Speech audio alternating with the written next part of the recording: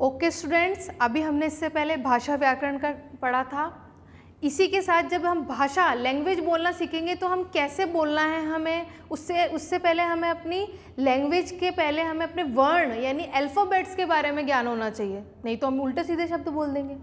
तो हमें जब तक वर्णों के बारे में पता नहीं होगा तब तक हम लैंग्वेज नहीं बना सकते। एक प्रोसेस होता है, अल्फ़ाबेट्स यानी वर्ण से फिर शब्द बनते हैं, शब्द से फिर सेंटेंसेस बनते हैं। आप सब जानते हैं पहले वर्ण का निर्माण होता है यानी अल्फ़ाबेट्स बनते हैं, फिर वर्ड बनते हैं, शब्द बनते हैं और शब्द के बाद फिर हमारे वाक्य बनते हैं यानी सेंटेंस बनते हैं। एक प्रोसेस होता है। तो जब तक हमें वर्ण यानी अल्फ़ाबेट्स ही पता नहीं होंगे तब तक हम नहीं बोल पाएंगे कुछ भी, और वो सीरीज़ बाय ही चलता है। ठीक है, तो वर्ण अल्फ़ाबेट्स, इन्हें इंग्लिश में अल्फ़ाबेट्स बोलते हैं। ABCD जो होते हैं, हिंदी में हमारे अ ई उ क से लेकर म तक ये सारे वर्ण होते हैं। ठीक है, अब इनमें डिवाइडेशन भी होता है, स्वर और व्यंजन जो आप इंग्लिश में पढ़ते हैं, वॉवल्स एंड कॉन्सोनेंट्स, वो बिल्कुल सेम है। हिंदी और इंग्लिश में बहुत कुछ सेम है, बस ये है कि इंग्लिश में ए बोल दिया तो ए ही है, लेकिन जैसे हमने अ बोला तो उसके बाद उसमें स्वर और व्यंजन सब जुड़ने लग जाएंगे। थोड़ा सा हल्का सा डिफरेंस है लेकिन ज़्यादा नहीं, अगर आप पढ़ेंगे तो आराम से समझ में आएगा आपको। ठीक है, तो वर्ण क्या होते हैं? मुंह से निकलने वाली ध्वनि, ध्वनि से ही वर्ण बनेंगे।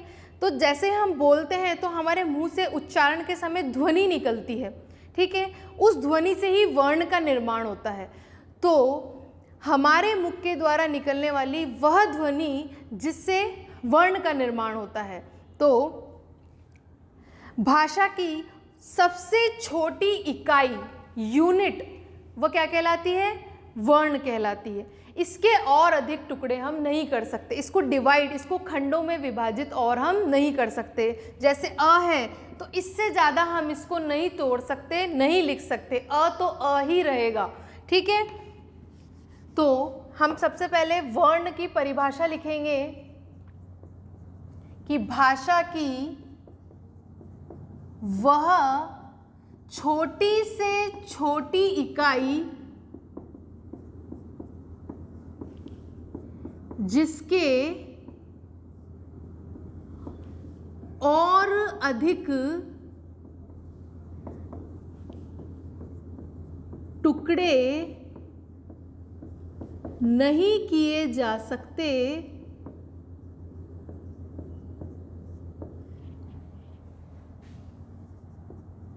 वह वर्ण कहलाते हैं। ठीक है, सबसे पहले वर्ण बनेंगे। ठीक है, उसके बाद वर्णमाला।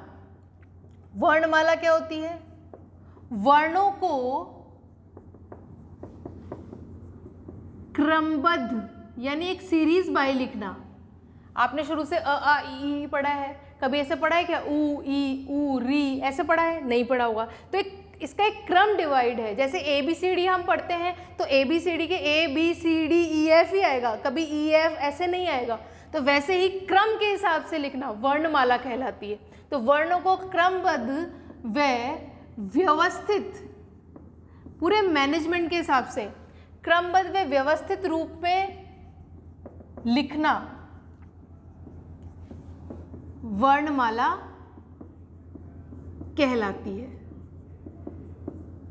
ठीक है, ये हो गई वर्णमाला। अब वर्णों के प्रकार, वर्णों के प्रकार दो होते हैं। फर्स्ट है हमारा स्वर, सेकंड है हमारा व्यंजन वर्ण। ठीक है, अब स्वर वर्ण क्या होते हैं? स्वर वर्ण 11 होते हैं। अ आ इ ई उ ऊ ए ऐ ओ औ री। ठीक है, स्वर क्या होते हैं? जिसे हम इंग्लिश में वॉवल्स कहते हैं। ठीक है, ये 11 होते हैं।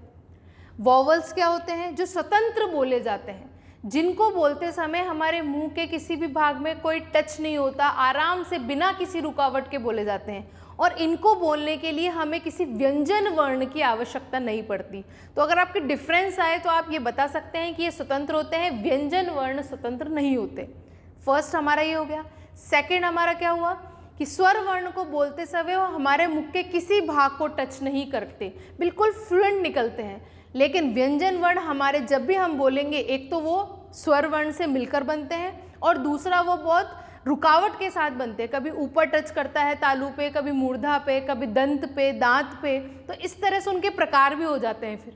ठीक है, तो स्वर वर्ण हमारे वो हो जाते हैं जिसमें स्वर वर्ण का मिलाव स्वर वर्ण से ही होता है, स्वतंत्र होते हैं। इसको बोलने के लिए किसी भी अन्य वर्ण की आवश्यकता नहीं होती, बिना किसी रुकावट के मुख विवर से बाहर निकलते हैं। तो ये हम पहली स्वर वर्ण की परिभाषा पढ़ेंगे। स्वर वर्ण, जिन स्वरों को, जिन वर्णों को बोलते समय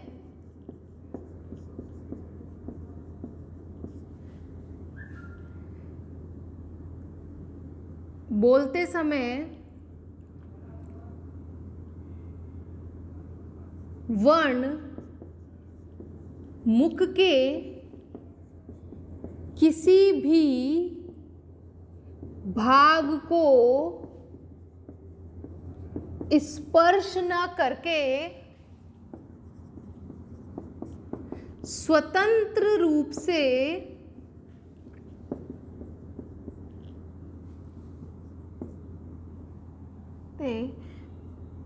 रूप से बाहर निकलते हैं,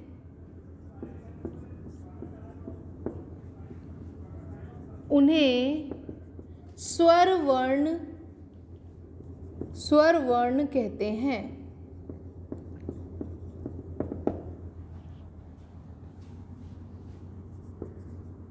स्वर वर्ण स्वतंत्र होते हैं। ये अलग से मैं इसलिए लिखा रही हूँ क्योंकि अगर आपके डिवाइडेशन आ जाए या अंतर आ जाए तो आप लिख सकते हैं कि स्वर वर्ण स्वतंत्र होते हैं, व्यंजन वर्ण स्वतंत्र नहीं होते। इनको बोलते समय मुंह के किसी भाग को टच नहीं करते, जबकि व्यंजन वर्ण हमारे मुख के किसी न किसी भाग को टच करके निकलते हैं। ठीक है, स्वतंत्र होते हैं। ये स्वर वर्ण की परिभाषा हो गई। ये भी लिख लेते हैं हम। हिंदी में स्वर वर्ण 11 होते हैं। कौन कौन से होते हैं ये थोड़ा सा अच्छे से लिखेंगे। अ, आ, छोटी ई, बड़ी ई, ए, आई, ओ, औ और री।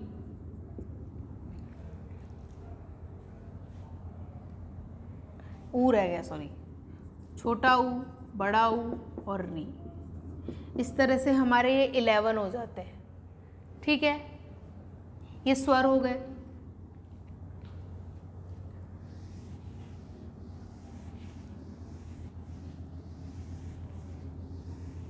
अब इन स्वर वर्णों को, इन सबको भी 3 प्रकार में बांटा गया है। छोटे, दीर्घ और प्लुत, इनको भी 3 प्रकार में डिवाइड किया गया है। तो स्वर वर्णों के प्रकार, वर्णों के 3 प्रकार होते हैं।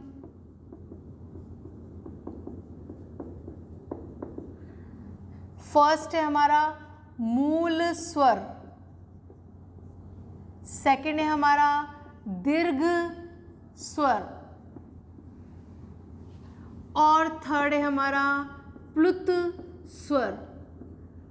डेली बेसिस पे हमारे ये दोनों ही स्वर काम आते हैं, ये प्लुत स्वर काम नहीं आता है ज़्यादा।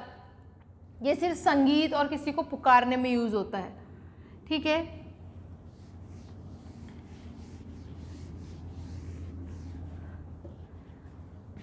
फर्स्ट है हमारा मूल स्वर।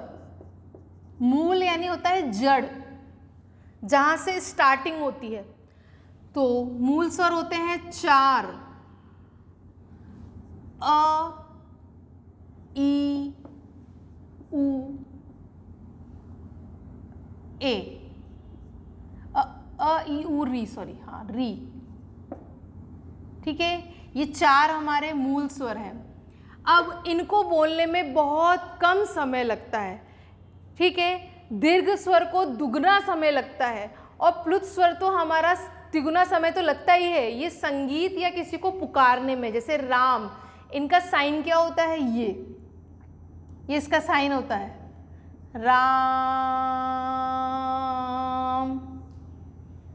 संगीत में आपने जब भी कोई पोइट्री या संगीत सुना होगा या लिखा हुआ देखा होगा तो उसमें हमारा ये साइन जरूर आता है। संस्कृत में हमारा ये आता है। संस्कृत में प्लुत स्वर इसको कहते हैं, हिंदी में इसको कहते हैं, दोनों के साइन अलग अलग हैं, ठीक है। तो फर्स्ट मूल स्वर की परिभाषा,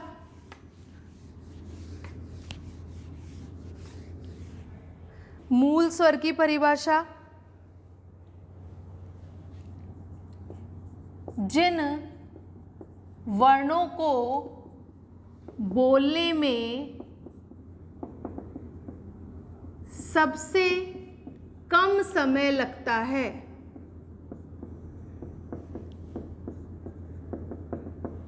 वो हो गए मूल स्वर। सेकंड है दीर्घ, दीर्घ स्वर। दीर्घ स्वर होते हैं 8।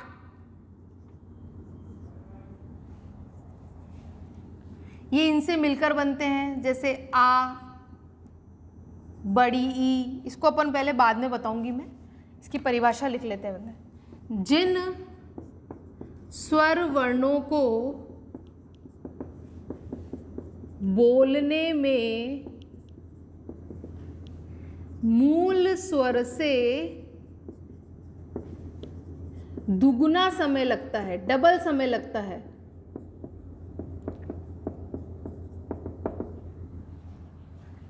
उसे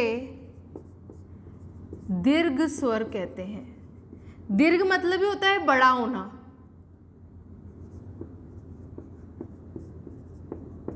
ठीक है। अ को हम थोड़े से कम समय में बोलेंगे, आ बोलेंगे तो जोर भी लगेगा और बोलने में थोड़ा सा टाइम भी लगेगा। ई झट से बोल दिया, ई, तो वो बड़ी ई को बोलने में टाइम लगता है, ठीक है।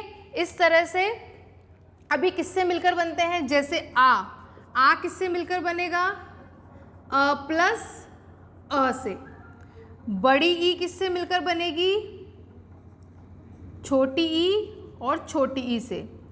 बड़ा ऊ, छोटा ऊ और छोटा ऊ से। अ प्लस ई।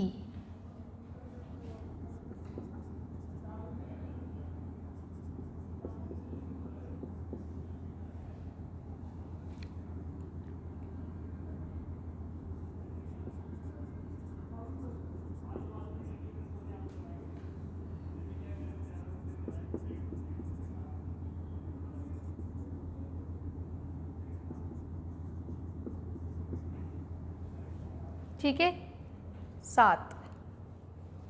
इसमें री भी मान सकते हैं, एक री मिलके थोड़ा सा 7 कर लो इसको, 7, ठीक है। 7 और 4 11 हो गए, ठीक है।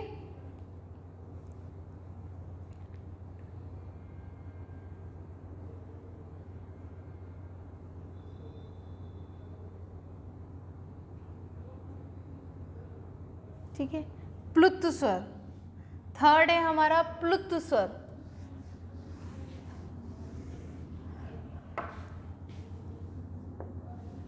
प्लुत स्वर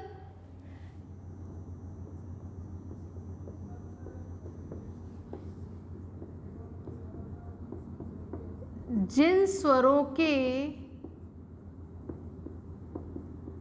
उच्चारण में तिगुना समय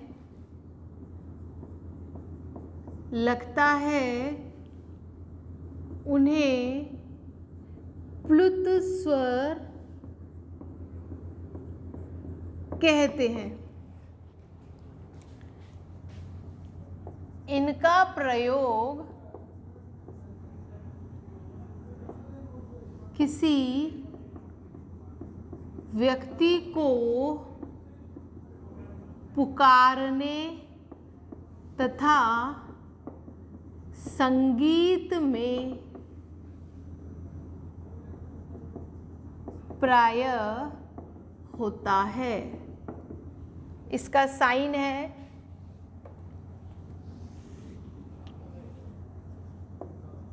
जैसे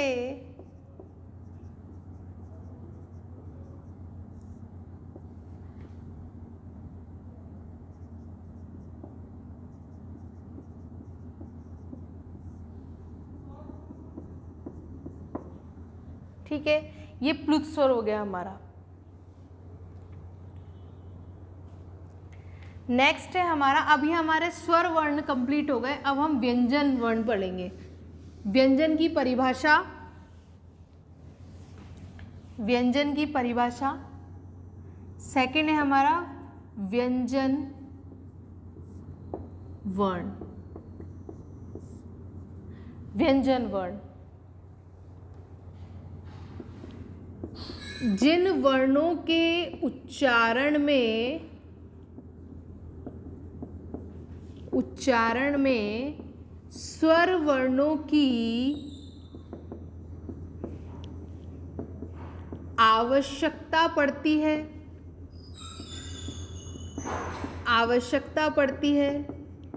तथा जिन वर्णों के उच्चारण में स्वर वर्णों की आवश्यकता पड़ती है तथा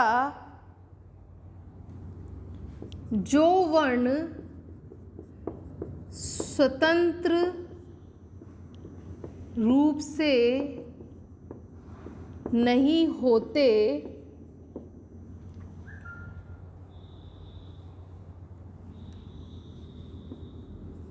वे व्यंजन वर्ण कहलाते हैं।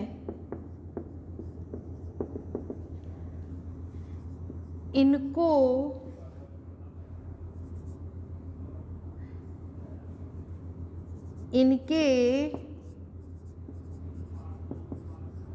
उच्चारण से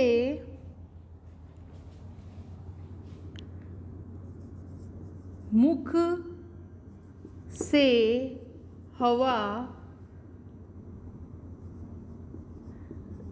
रुकावट के साथ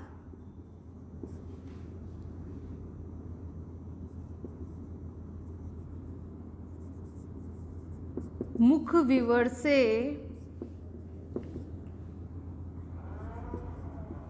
स्पर्श करते हुए निकलती है। मतलब हमारे मुख के किसी न किसी भाग को टच करके निकलती है। ठीक है, ये व्यंजन वर्ण हो गए हमारे।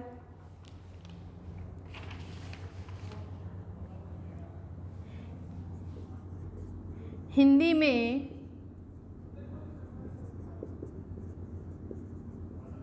व्यंजन वर्ण 33 होते हैं। ठीक है, ये हमारे व्यंजन हो गए, स्वर हो गए। अब व्यंजन के प्रकार लिखेंगे हम।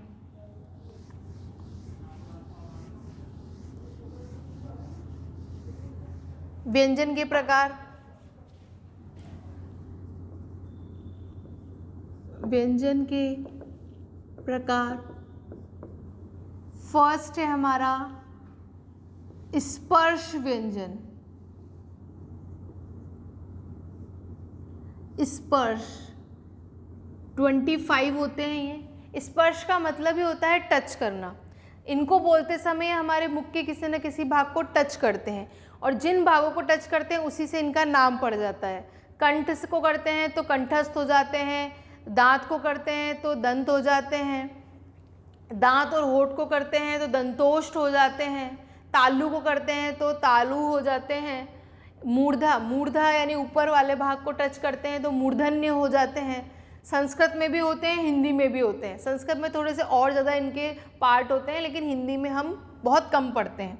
ठीक है, तो स्पर्श व्यंजन के तो परिभाषा ये है कि वो हमारे मुख के किसी न किसी भाग को टच करते हुए निकलते हैं और उन्हीं पे उनका नाम पड़ जाता है। 25 होते हैं।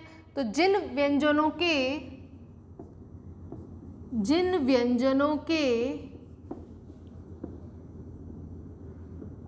उच्चारण में जीवा मुख के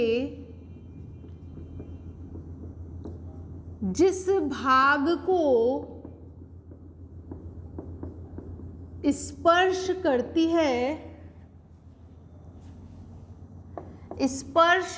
है वे स्पर्श व्यंजन कहलाते हैं।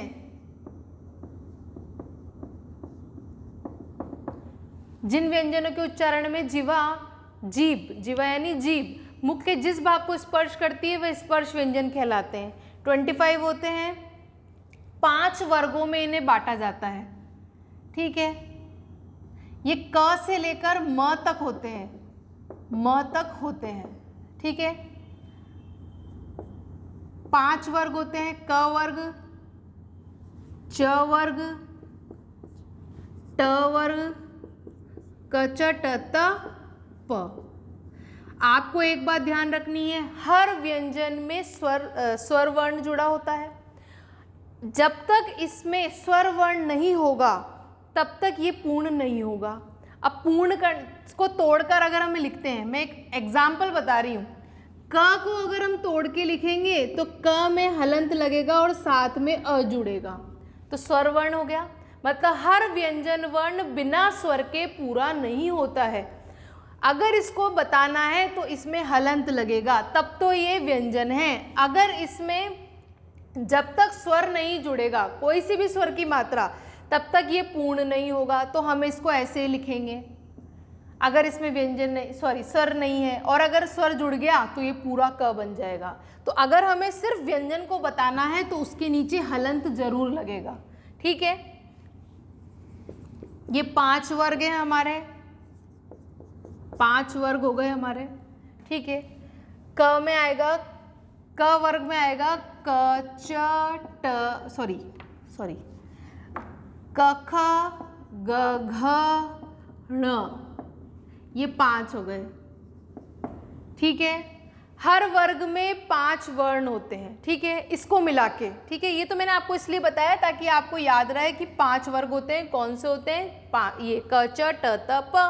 अब क वर्ग में कौन से आते हैं? क को भी इसमें जोड़ेंगे, क ख ग घ ड़,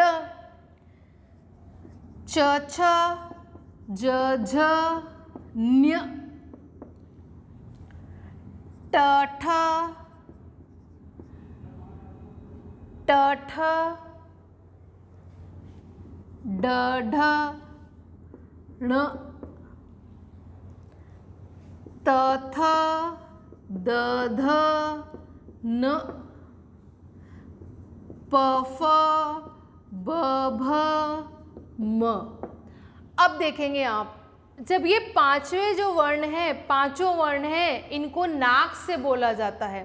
न्य ण ण न म, नाक का यूज हो रहा है, इसलिए इनको 5 को हम नासिक्य वर्ण कहते हैं। क्या बोलते हैं? नासिक्य, नाक से बोले जाने। और एक हम पंचम वर्ण, ये आपके बहुत काम आएगा।